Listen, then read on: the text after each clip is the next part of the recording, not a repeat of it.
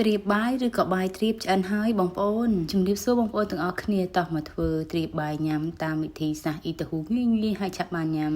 ចឹងសម្រាប់របៀបធ្វើគឺងាយទេបងប្អូនយកអង្ករដំណើបយើងនឹងត្រាំទៅសម្រាប់ខ្ញុំប្រើអង្ករដំណើប2កំប៉ុងត្រាំទុកចោលមួយយប់បន្ទាប់ហើយស្អែកឡើងគឺខ្ញុំធ្វើការលាងសម្អាតវាឲ្យស្អាតហើយយកវាមកដាក់ចំហុយត្រឹមតែ5ទៅ6នាទីអីគឺឆ្អិនហើយបន្ទាប់ពីបាយដំណើបឆ្អិនហើយគឺខ្ញុំធ្វើការដាក់ស្ករសលាយជាមួយស្ករត្នោតហើយនឹងខ្ទិះដូងខ្ញុំកូរវាឲ្យឡើងពងក្រងបន្តិចហើយទៅខ្ញុំចាក់បាយដំណើបដែលឆ្អិននោះចូលទៅបន្ទាប់ពីចាក់បាយដំណើបចូលទៅហើយយើងធ្វើដូចនៅក្នុងវីដេអូដែលខ្ញុំបង្ហាញនេះអញ្ចឹងកូរតរវានឹងដាច់ទឹកណាបងប្អូនការនេះដែលបងប្អូនកូរអត់ដាច់ទឹកទេនោះត្រៀបបាយយើងទុកអត់បានយូរទេវានឹងផ្អូមតែបើធ្វើដូចនេះរហូតដល់ដាច់ទឹកវានឹងទុកបានយូរអាចថាបានរយៈពេល2ទៅ3ថ្ងៃណាបងប្អូនទាំងអស់គ្នា